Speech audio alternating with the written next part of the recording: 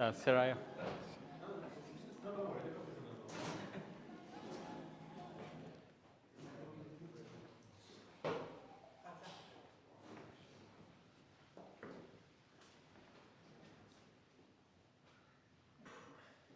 Ready?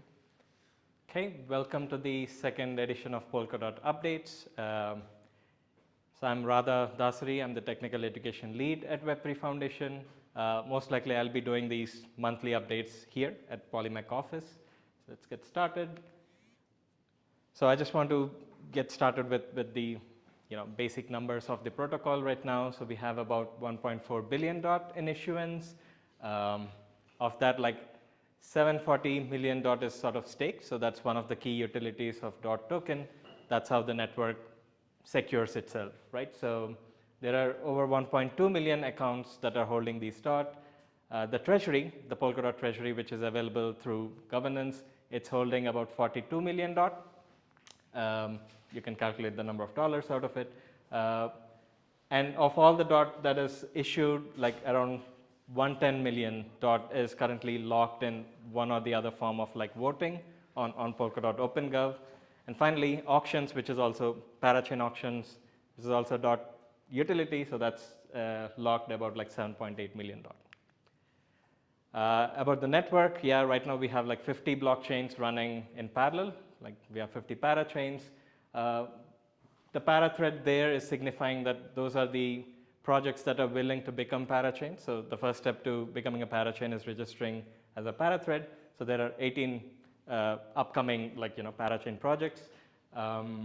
And yeah, so all of these parachains also talk to each other. So the number of channels open in between those parachains are about 200. There's like, yeah, so XEM activity and then the current lease period right there. Okay, so before venturing into like the actual topic of today's updates, which is Polkadot AssetHub, I just want to give a shout out to like Beefy being activated on Kusama. So Beefy is Bridge Efficiency Enabling Finality Yielder.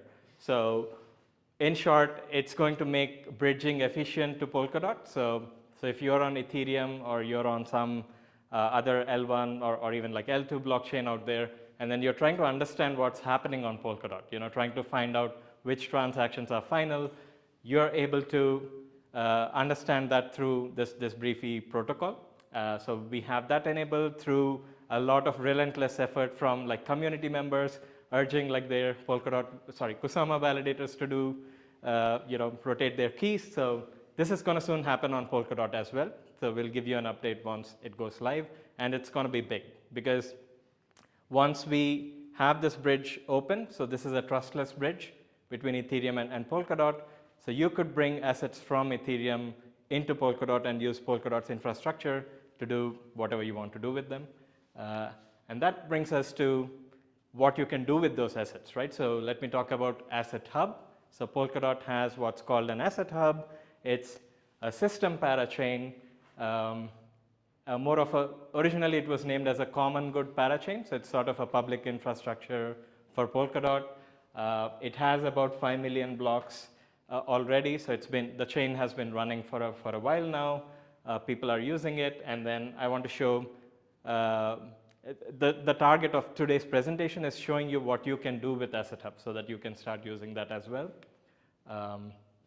Yeah, so system chains on Polkadot, they don't have any native token, so you can bring DOT from the relay chain to a system chain like an AssetHub. You can teleport that DOT. So basically what happens is the DOT from relay chain is burnt, and then it's minted on the system chain, and then you can do stuff with it. So to have an account on AssetHub, you just need 0.01 DOT when compared to 1 DOT on the relay chain. So this is like bringing down your costs a lot. 100 times, it's 100 times cheaper to do transactions on the system chain than on the relay chain. It can be used as a transaction fee, or it can also be used for minting assets. So you can see there are about 5,000 DOT holders on system chain. And part of it is reserved for transaction fee, and part of it is reserved for minting assets. So what can you mint there? So you can mint fungible assets, fungible tokens, or NFTs on the AssetHub. So instead of doing it like the ERC20 way or the other things, like we have AssetHub taking care of it, like the assets that we mint. So both of these assets sort of enjoy Polkadot's security. Like Polkadot's whole economic security is sort of backing the transactions of these assets. So that's a good thing. So let's talk about fungible assets that can be minted on Polkadot, right? So right now, not many people know about this. So I'm going to give you an idea of what you can do with this. Okay, so there are 44 different kinds of tokens minted. It takes 10 DOT for you to mint a specific token and 0.5 DOT to add metadata.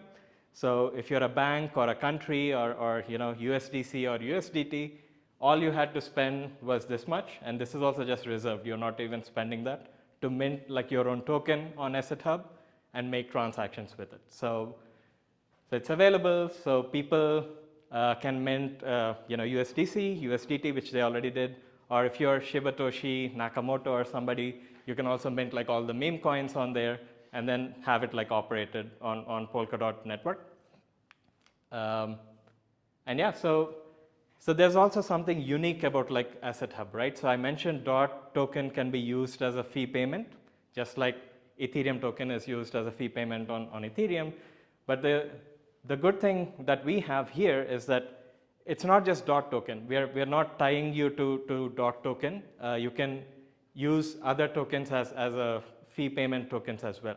And this can be enabled by making them sufficient through Polkadot OpenGov. We have a way to have a referendum on chain asking people to say, hey, should I make USDT or USDC as a way to pay my fees? Then yeah, if the community agrees to it, you're able to pay the transaction fee in that token as well. So that's why the total DOT account holders on system chain, the AssetHub, are 5,000, and overall accounts are this much. So these are having only either of these two assets, and more assets can become sufficient on AssetHub through governance. So let's look at like USDC. So in total, they've actually made available $250 million. But of that, like the current amount that has been claimed and it's in circulation, it's about like $15 million. So over time, like I mentioned, we're going to have like more activity on AssetHub and assets in Polkadot. You'll see this liquidity already like increasing, and it will be like substantial.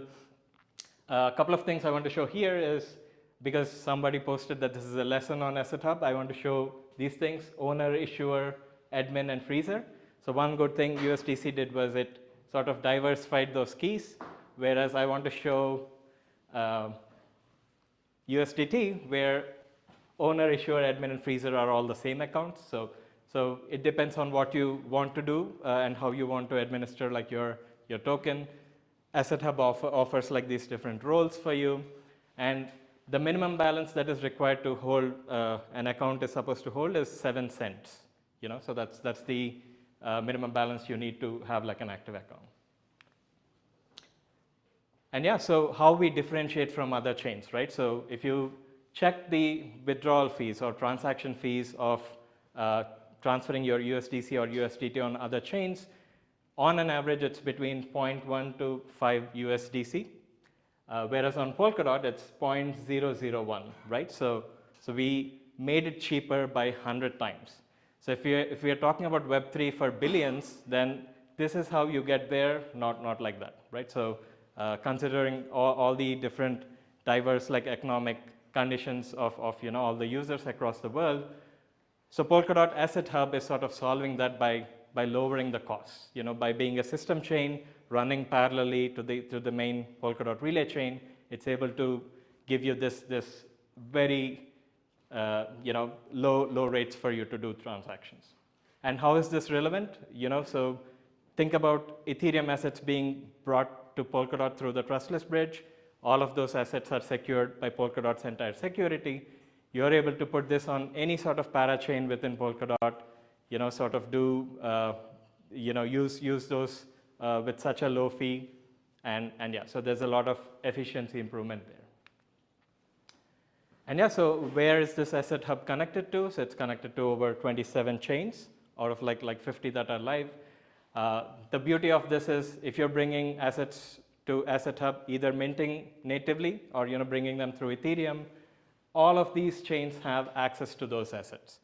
And all of those assets being on AssetHub are secured by the entire security of like Polkadot. The security is not fragmented, so they all can sort of access those funds from AssetHub if they wanted to. And a lot of activity is ongoing already, and this will only like increase. So with yeah, so there are 53 open channels like between like different parachains, and day to day like the XCM activity is sort of increasing. Okay, so now let's talk about NFTs. So I made a promise to Polkadot that I'll have this screenshot right there, so I have it there. They've built a beautiful interface that you could use to actually mint assets, NFTs on there. So my favorite right now is like the generative art NFTs that they're enabling you to mint on their platform. So check it out. But again, like the reason I put here is so you can actually check these collections that are available on Polkadot already. There are over 9,993 NFTs minted. I'm hoping after this talk, it crosses like 10,000, which is very easy. That's why I wanted to put the amount of DOT that is required to mint NFTs there. So if you have this much, you can go to Polkadot and then sort of use that interface to mint NFTs. Anyway, so currently the DOT that is required to mint these NFT collections. So if anyone of you is an artist and you're trying to mint your art collection on Polkadot, so you have an option to reserve like 10 DOT, 2 DOT, and that. So you're looking at about 20 DOT to mint like, I don't know, 20 NFTs or something. But when setting those parameters, like we didn't really assess with the community, like are these rates justified? That's why we had like an RFC on Polkadot Technical Fellowship. So what this is going to turn is this one. So with 0.2 DOT, you're able to create like a huge collection of NFTs that will be available. And we feel this is very, very, very enticing for like artists in general, like, in all parts of the globe to be able to mint their own NFT collection and make it available. So this, after this goes through like OpenGov referendum, once it's accepted, these are the new rates for NFTs. Yeah, so what AssetHub enables is also a multi-asset treasury. So right now, Polkadot treasury only has DOT tokens, but you could also have like USDT, USDC, and once like more assets keep getting added to the AssetHub, you can also enable them. So if you look at like use cases for this, like the technical fellowship is going to soon get salaries in like USDT, and also like when you apply for a referendum, you could actually ask for a specific currency. Like, you could say, hey, I want to be funded in USDC. And then you submit a referendum on Polkadot on-chain. And then once it's approved, they get like the funding through that. So what's next on Polkadot? There's a lot happening. So I couldn't actually put everything in there. So the theme of this talk today was AssetHub. So we're done with that. But I just want to say, if you you can follow these fellowship calls. They also happen monthly. So one fellowship call happened yesterday. Even Gavin Wood was present. And these were the things that came out of it, right? So they mentioned there's core time coming up in March, Snowbridge, mid-March, Polkadot Kusama Bridge, very early March. So I have a lot to talk about in March. And yeah, so this I already covered, paying referenda with USDT, and maybe a wish for a change track on OpenGov or something like that. So the other ways you could keep in touch with like what's happening in the ecosystem is by attending Sub-Zero online or in person. So this is in Bangkok, March 12th and 13th. Some of us from here will also be going there and then giving talks. And yeah, so if you're interested in sort of being part of like Polkadot Blockchain Academy, program, so check it out. Like the PBS Singapore is happening between May and June, so the applications are open. And yeah, so I'm happy to talk more after this session, but we have another interesting session from Subsquid, co-founder Marcel, so I'll invite Marcel. Yeah, go for it. Do I mute this thing? I can do it. How do you change the slide? You just point it there. And then This one, okay. How do I? okay, Can you do it? Yes, I will.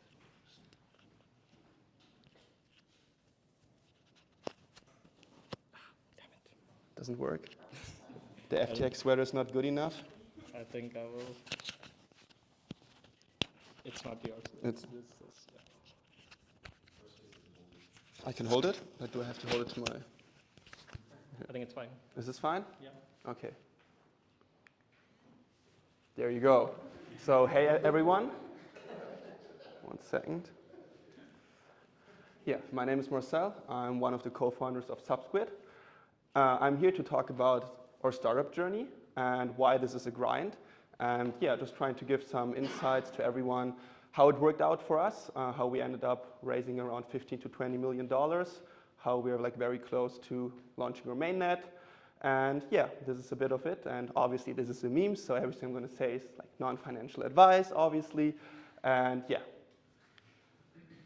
So this is a bit of the agenda. So I'm first going to start speaking about what we call like the genesis. So a bit of our background and how we failed successfully before that. So before we founded Subsquid, or I founded Subsquid, I had another company. I'll talk about that. Then basically from seed to sapling, so how we got started with everything. And then obviously we went through the bear market and how we tamed it. And then the big bang. And yeah, basically at the end, now we're very close to launching a token. So I wanted to give a bit of insights on, yeah, centralized exchange listings, and that's it. Yeah, disclaimer, this is not a playbook. So what I'm trying to say, like what worked for us might not work for everyone else. And obviously, it really depends on what kind of a product you're building and also like the cycle you're entering in. For example, right now is a good time to enter. 1 year ago, I would say it's probably not a good time, or it's like very hard at least. So yeah, founder story, as I mentioned, my name is Marcel. I've been into blockchain around 2016. So I come from a computer scientist family. My dad is a computer scientist, my mom is, and my brother is. I'm not. So I'm basically the only guy not coding in the family. But in 2017, like we were very inspired by IOTA. Whoever knows IOTA nowadays? I said, maybe a few, he's nicking, okay, good. Like we come from Germany, and back in the days, IOTA was the big next thing. And my brother, he wasn't really happy with the consensus protocol they developed, and he said like it's super centralized and we need to change this. So he started working on his own consensus algorithm. And for some reason, people wanted to give us money, and we were like, you know what, let's try it, let's do it. Unfortunately, we didn't find product market fit after a couple of years. We had to liquidate the company, and we made a ton of mistakes during this process. Not during the liquidation, but like in general, when like hiring and all of these different things. And basically, I've learned so much that when I went into my new endeavor, it was clear what I should not do. So everyone who is like inspiring or aspiring founder, it's not bad to fail. I know in German culture, it's like you failed, you suck. But actually, if you go to the States, you know, people are like, this guy failed, I'll give him twice as much money. And this is literally what it's about. And then the next thing, which is super important before kind of starting your endeavor, is teaming up. So I teamed up with Dimitri. I think some of you might know him as this crazy scientist guy. He's the opposite of me. So that's why I said yin and yang. Like I'm more emotional, I'm like smiling, and I'm more on the like finance business side and making sure that everything is compliant. Okay, this might not be the best sweater for it, but just trying to keep it as compliant as possible. Whereas he's like, I don't want to care about these lawyers and all of this legal stuff. Can I just build, and can I just like hire 20 more people to make this happen even faster? And this is where we found like synergies. So basically, he is completely in control of all of the technical development. I make sure the business and the operations is running. And nowadays, we obviously also speak about the product vision together, but at the start, it was like we clearly separated these things. And I think this also helped us when raising the pre-seed round, because usually if you're only a technical founder, people often don't have like trust into them because they don't know if they're going to spend the money well and if they can actually set up the company and everything good. And here it just really clicked. And another important thing is importance of POCs, so proof of concepts. Why I felt so confident with Subsquid back in the days versus like the other startup I had. Well, at that point, we already had 6, 7 clients. So before we even founded the company, 6, 7 other Polkadot projects were already using it. One of them was actually Joystream, if anyone knows Joystream here, like this video platform. Basically, that's where Subsquid came from. It was an internal project of Joystream, and later on, yeah, it grew to, like, I would say, one of the leading indexers on Polkadot, and nowadays we support EVM and other chains, and we have like hundreds of different projects using us, and yeah, I think nowadays it's scaled pretty well. And the last thing is raising the pre-seed. So a few things which are important here is, if you're not like a founder which has a track record, it's going to be hard. If you're not a founder who comes from the Ivy League, it's going to be hard. If you are sitting somewhere in the nowhere and nobody knows about you, it's almost impossible. So first thing is networking. You have to be where people are which have money. This is, I think, key to it. People need to like you, and you need to actually prove them at the beginning that this is not just an idea. You can kind of like materialize it. You know, and that's why the POC for us was the best thing we had. So when I reached out to the first investors, I said, we have this thing and 6 other companies are using it. And the email I got back was, is it B2B? And I said, yeah, I think it's B2B. He said, great, you have 6 clients already, but you don't even have a company. I said, no. And that's how basically the first email, literally the first one, turned into the first pre-seed investment. And yeah, these are the things. So don't be scared of failing. Learn your lessons, like stand up, do it again. Find a good team to work with at the beginning. Usually, I think the things which are completely different to each other actually then work pretty well in a company setting. So you always need different-minded people. Have maybe like a trial before you start. I know it doesn't work for every startup, but if you can like trial and have a POC, do so. And then, yeah, go networking. Yeah, so basically from seed to sapling, how we then kind of got started. So the first thing I want to tell everyone, like the incorporation and regulations, you should not underestimate this, something which technical founders often do. And then later on, they're like, oh, well, this wasn't that important. And then actually it is important. And the second thing, like those 2 points, and that's what I'm going to speak about now, is like being bankable. So I don't want to name any project here, but I know a lot of projects which just like go out there, they found their first company, and then they have in like the hundreds register, I don't know, like in the registry, they put stuff like, yeah, we're like a blockchain development studio, but we're also like trading with digital assets. Great. Have fun getting a bank to support you. It's not going to be easy.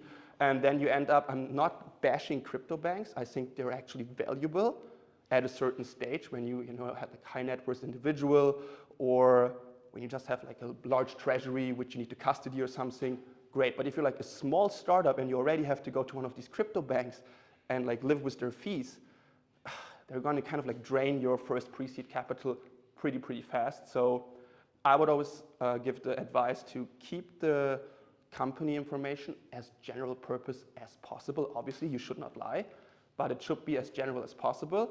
And don't use words like trading cryptocurrencies, and I would say this is not the best advice to do. And then this was literally the best advice I got from a very senior VC. At one point, he told me, dude, stop wasting your time with pitch decks. Like, you're never going to raise on the deck. And I was like, why? Everyone tells me I need a good deck. You don't. You don't need a deck. Literally every round we raised, we did not have a deck. We created pitch decks, and nobody gave us money. When we did not have pitch decks, people gave us money. Why did they give us money? Because we were convincing. Because we had a product to show, we had metrics that prove this is actually good. And you don't raise, in my opinion, with a pitch deck. Sure, people can do so. We didn't. And then the next thing is another advice from one of our top tier VCs: don't sell the steak, sell the sizzle. So what he means with this is, and I'll come to it later again, crypto is kind of like in cycles, and VCs often want the new shiny thing, right? Like deep pin, whatever is hot right now, they jump on it.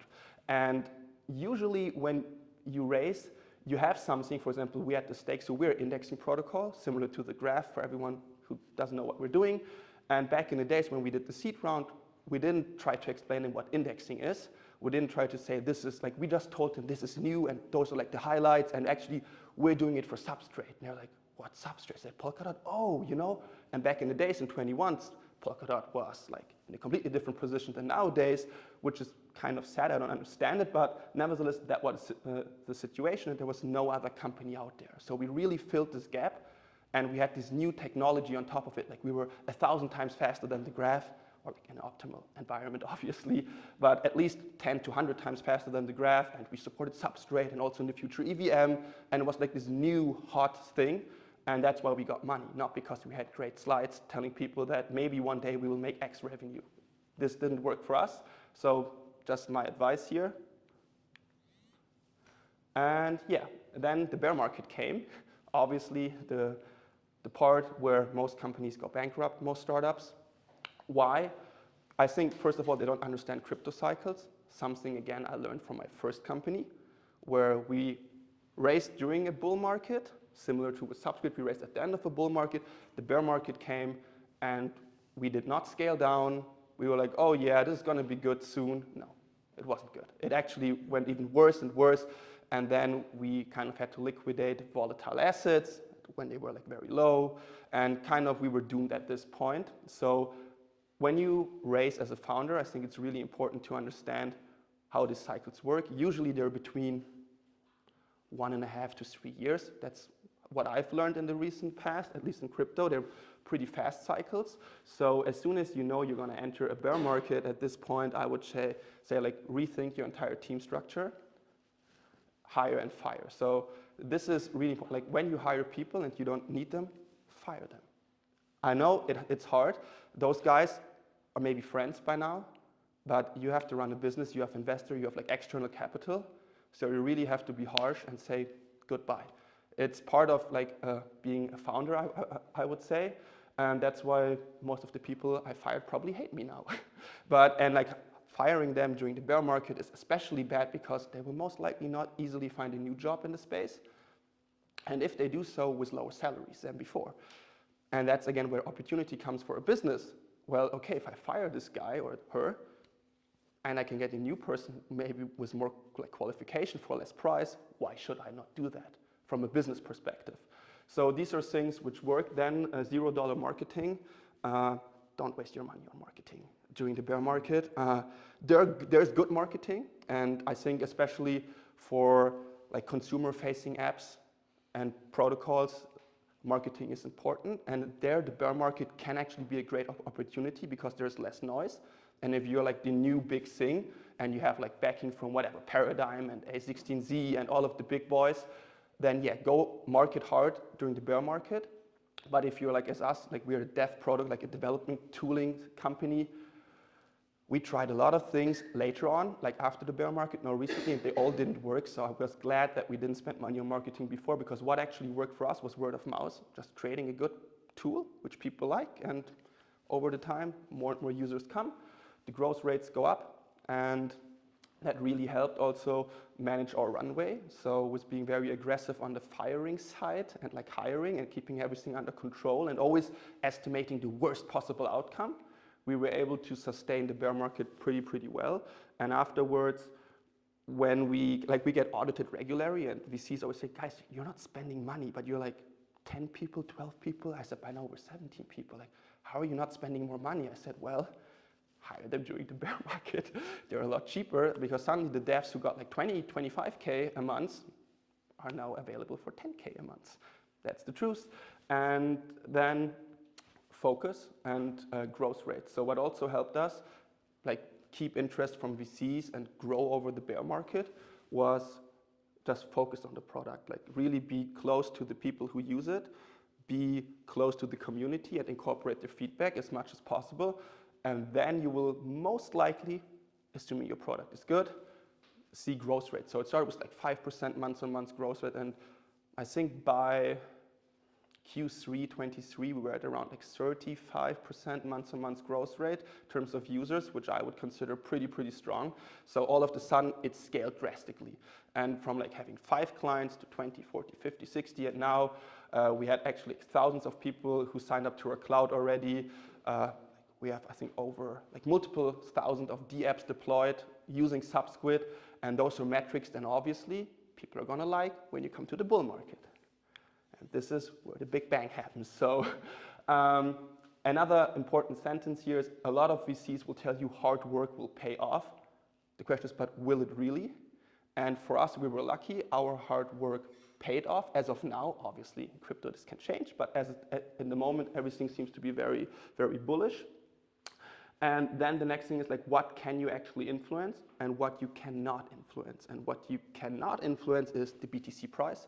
If BTC trades at 15K, there's no market. There's like no liquid market for tokens, no liquid market for protocols. It's hard. So then you go back and you focus just on building and growing your user base.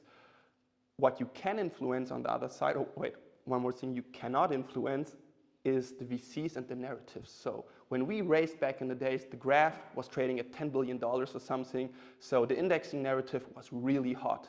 People liked it, they saw the graph pumped, and it was like the new Google of blockchains, and people like it. Nowadays, if you speak about indexing, all VCs are like, oh, so boring, so boring. So a new indexing company coming out at the moment, I would say have a very hard sale, unless they're like one of those VIP founders.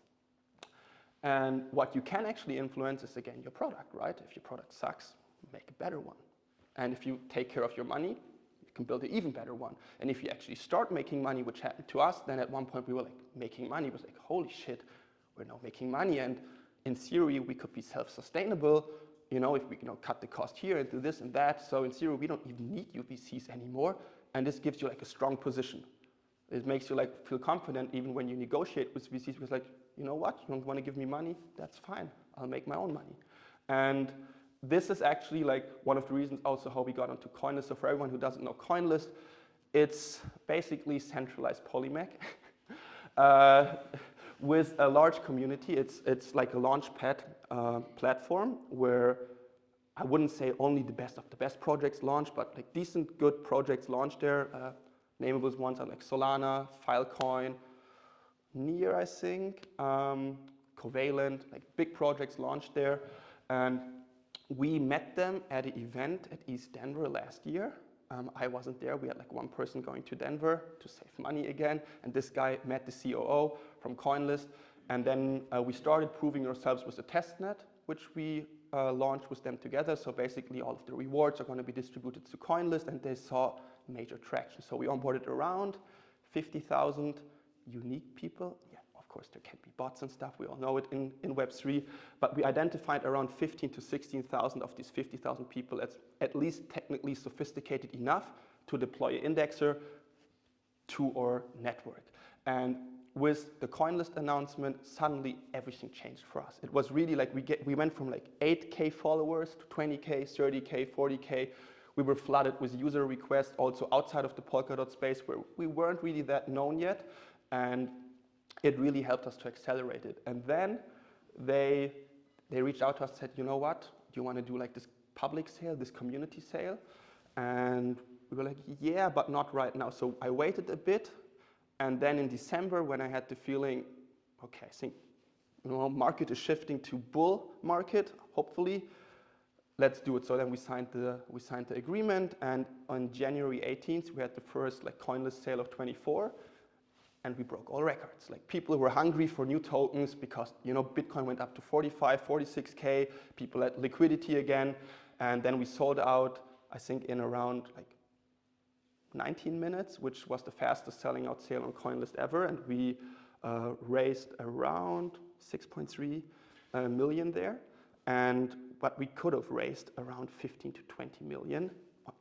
That was how much people actually put in there and pre-deposited for our sales. So it was oversubscribed drastically, and ultimately we ended up with 7,500 new token holders, which then will be very substantial and important for us when we launch the token, right? Because the more holders, again, the more marketing and picking them up early so they make profit later on, will make them evangelists of your project. So every coin I made money on, I'm actually happy about. It's like, oh, this is a great project. You know, I made whatever, $2,000 here, I made 3,000 there.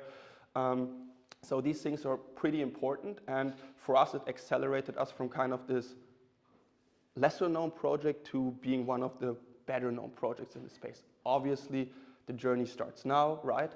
This is still the beginning, but this is what we've just noticed what actually happened. So partnering up with something like Polimec in the future can, I think, also be very, very important for new projects coming out, because these like launch pads, I don't want to say your launch pad, but like these kind of platforms have a large user base, and the more users, the bigger your project is going to get. So community is key.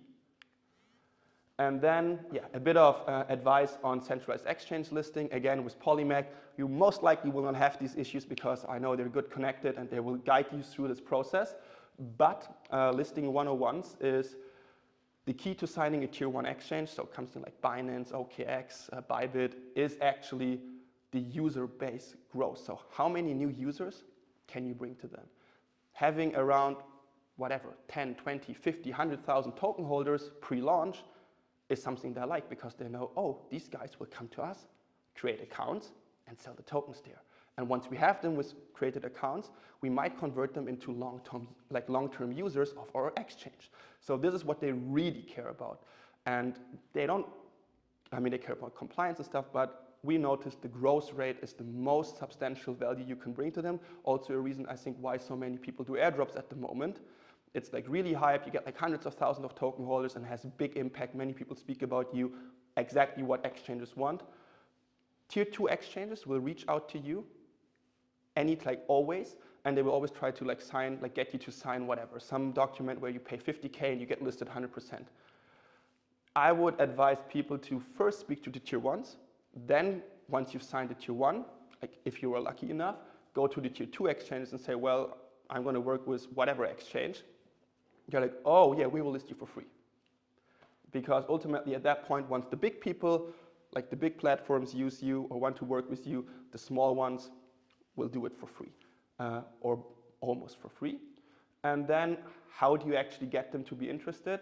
I think keep following up with news. So I can't go into too many details here, but literally with one of the major exchanges, we have like a chat, and I spammed them like for weeks. And then all of the sudden, like, can we speak? Sure. So basically just keeping them up to date. And I saw they've read the messages. Sometimes they have like a thumbs up or like a fire emoji.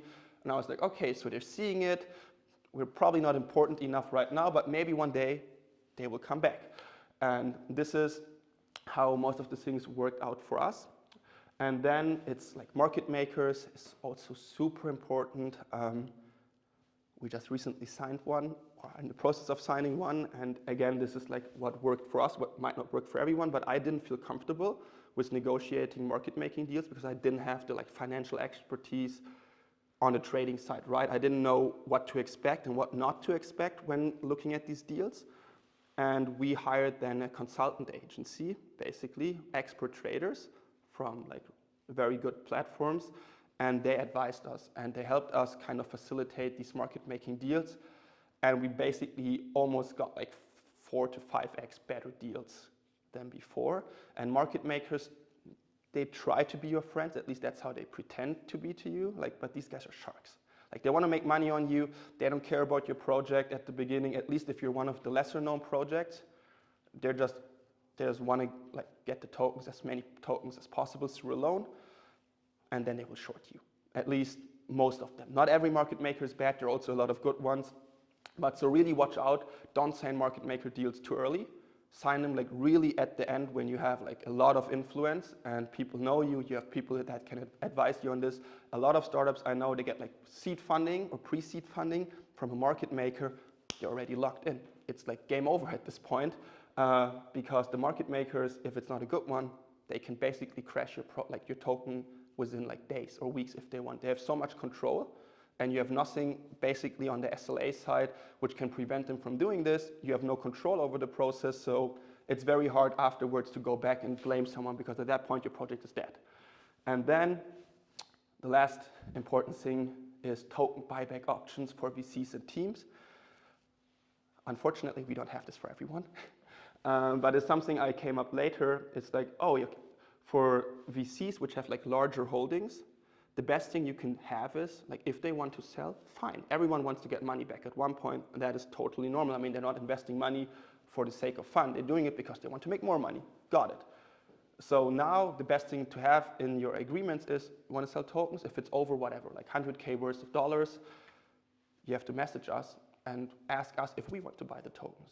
And this will kind of prevent dumping on a like larger scale, because you always have the option to say, okay, we'll buy it, because now we're in a financial position, for example, where we can afford to buy these large amounts of tokens back. And this will prevent dumping. Then we can put it into the treasury, and at one point later we might liquidate it, but then it's a controlled liquidation through our market maker, and not like dump and like, you know, token price goes down. And for the team, this is obviously very easy to implement, because either you sign this document or you don't get any tokens. So there it's more easy, but can only recommend for every new startup, get these buyback options in from the beginning, from the pre-seed stage. It's definitely going to be helpful.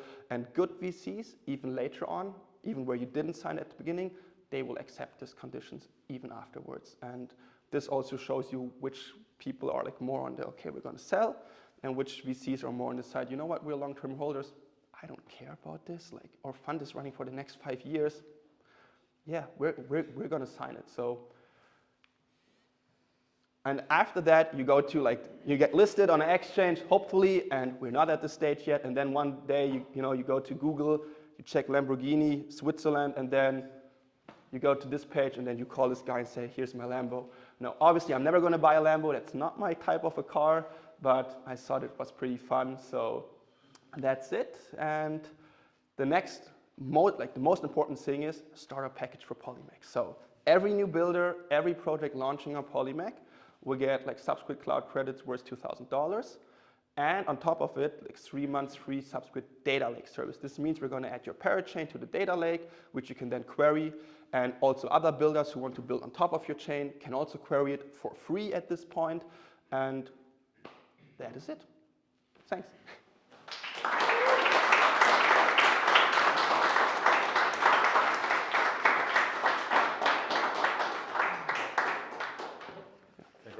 Can I steal the mic? Yes, sure. Just really briefly, so it was fantastic to have you with us, Marcel. Thank you for the insights.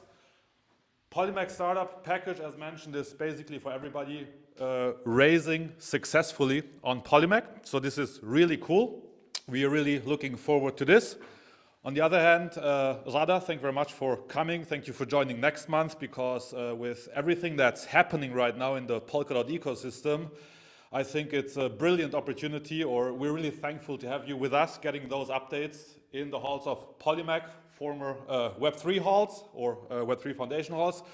With that being said, the pizza already arrived. We tried to sneak it to the kitchen, so the attention stays here. So it's here for a couple of minutes. We'll bring the pizza now to the table. Get yourself a beer. We'll stock up the beer in case we run out, but I think it still looks pretty good. And with that being said, hopefully see you next month. Thanks for being here. And yeah, let's have some fun.